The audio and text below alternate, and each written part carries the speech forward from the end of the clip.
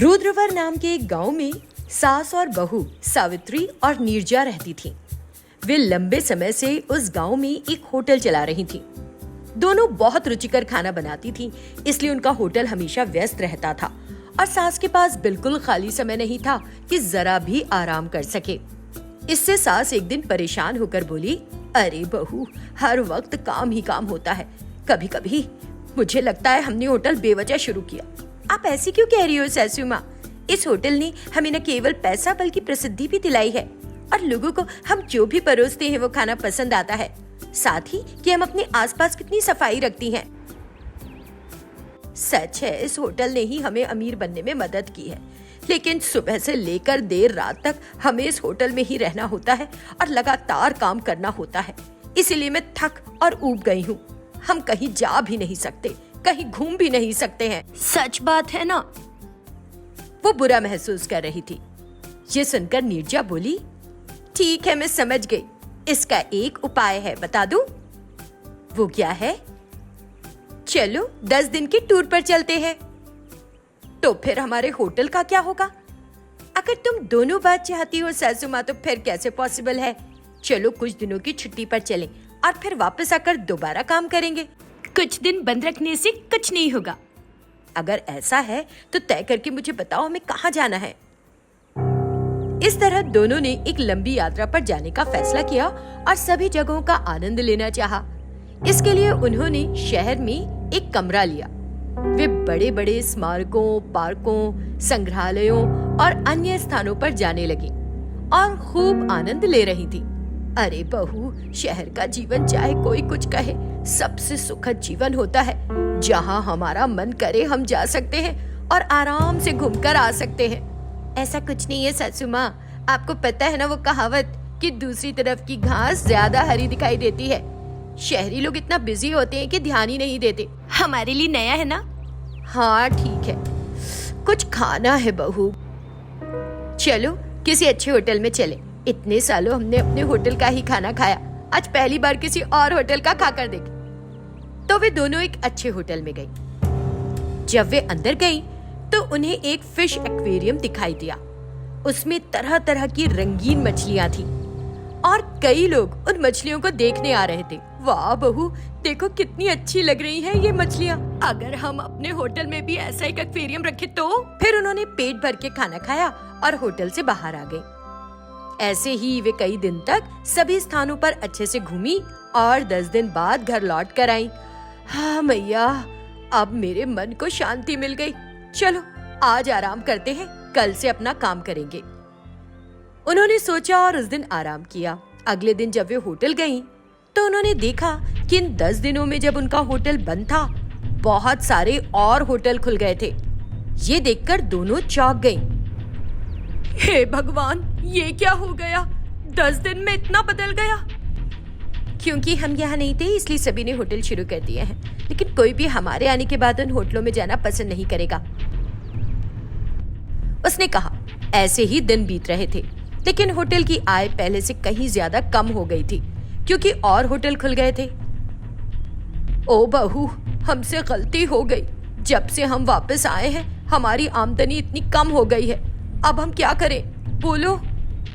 अगर हम चाहते हैं कि हमारी आमदनी फिर से बढ़ जाए तो हमें अपने होटल को जरा बदलना होगा। होटल बदलोगी? क्या करोगी तुम? जैसे कि हमने उस होटल में देखा था सासू माँ, फिश एक्वेरियम।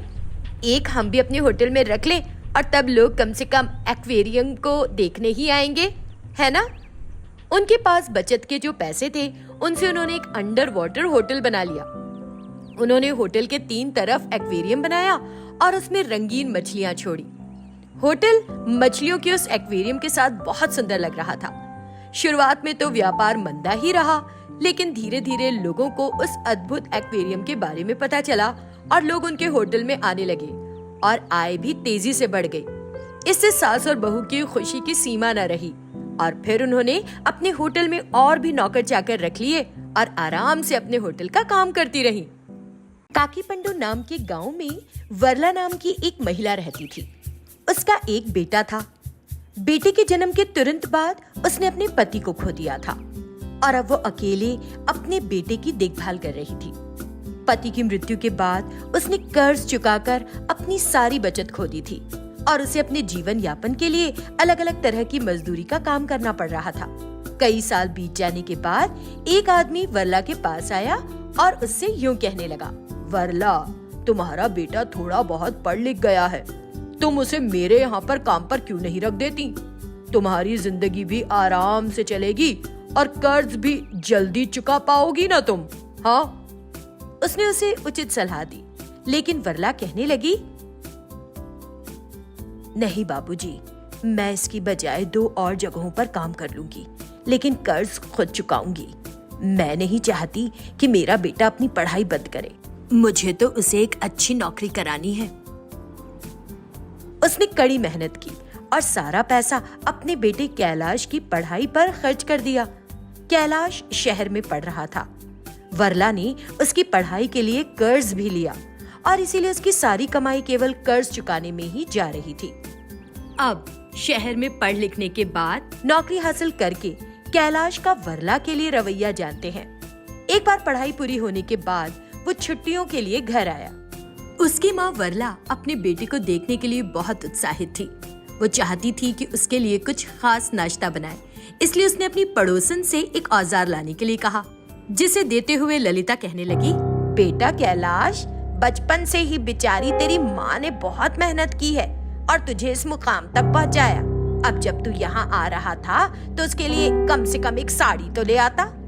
जब उसने ऐसा कहा तो कैलाश बस सिर झुकाकर खड़ा रहा। तब ललिता आगे बोली, बड़ा अच्छा किया तूने, तेरे लिए उसका प्यार एक सागर की तरह है और तू उसके लिए एक साड़ी भी न ला सका। कैसी पढ़ाई, कैसी नौकरी, समझ नहीं आ रहा मुझे तो। उसने ऐसे कहा और चली गई। ये सुनकर कैलाश को बड़ी शर्मिंदगी महसूस हुई। वो अपनी माँ से जाकर कुछ यूं कहने लगा, माँ, जैसा कि मौसी ने मुझसे कहा, मैंने ऐसा जानबूझकर नहीं किया। मुझे जो नौकरी मिली है वो एक छोटी सी नौकरी है। वो पैसा मैं जो कोर्स कर रहा हूँ उसकी फीस भरने में ही खर्च हो गया सारा का सारा, इसीलिए तुम्हारे लिए साड़ी नहीं ला सका। मैं एक बेहतर नौकरी की तलाश में हूँ। बहुत जल्द एक अच्छी नौकरी पालूंगा, फिर मैं तुम्हें एक राजकुमार की माँ यानी एक रानी की तरह रखूंगा। मैं वादा करता हूँ माँ। उसने अपने भारी मन से उसे स्थिति समझाई। उन शब्दों को सुनकर वरला ने उसे इस तरह समझाया, अरे कुछ मत कहो और इस सब बातों की चिंता मत करो। ललिता मौसी के पास कोई काम नहीं है, वो तो कुछ ना कुछ कहती ही रहती है बेटा। उसके कहे को दिल पर ना ले। बहुत जल्द तुम्हारी सभी समस्याएं समाप्त हो जाएंगी, बहुत अच्छी नौकरी पाएगा। उसने बड़े दिल से उसे आशीर्वाद दिया। उसके बाद ऐसा हुआ कि बहुत जल्द उसे एक अच्छी नौकरी मिल गई। उसे भारी वेतन के साथ एक हाई प्रोफाइल नौकरी मिली और ऑफिस में उसकी मुलाकात उसकी कलीग मनसा से हुई। दोस्ती बढ़ी और दोनों को एक दूसरे से प्यार हो गया। मनसा एक बहुत अमीर परिवार से थी। सच बात तो ये थी कि उसे तो काम करने की कोई आवश्यकता ही नहीं थी। उसने कैलाश को एक पार्टी में देखा था और उसे उसका व्यवहार इतना पसंद आया कि उसने पता लगाया कि वो कहाँ काम करता है और बाद में उसी कंपनी में काम करने लगी ताकि उससे घुल मिल सके। लेकिन अमीर परिवार में पले बड़े होने के कारण उसे अपनी अमीरी पर घमंड था। कैलाश ने इसे घमंड की तरह नहीं बल्कि उसके स्वभाव का ही हिस्सा समझा। उसे प्यार करने के बाद अपनी माँ को सूचित भी नहीं किया और उससे शादी कर ली।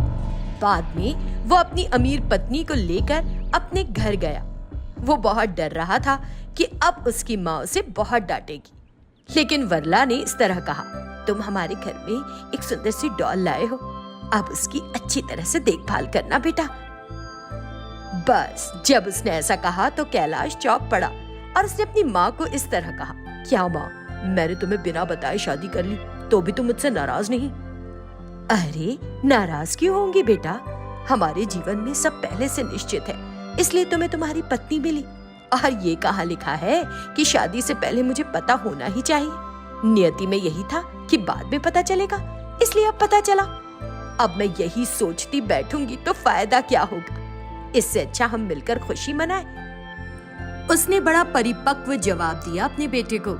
फिर वो अपनी धनी पत्नी को अपनी माँ के पास गांव में छोड़कर कुछ दिनों के लिए शहर चला गया। इधर अमीर बहू ने अपनी गरीब सास से एक दिन इस तरह कहा,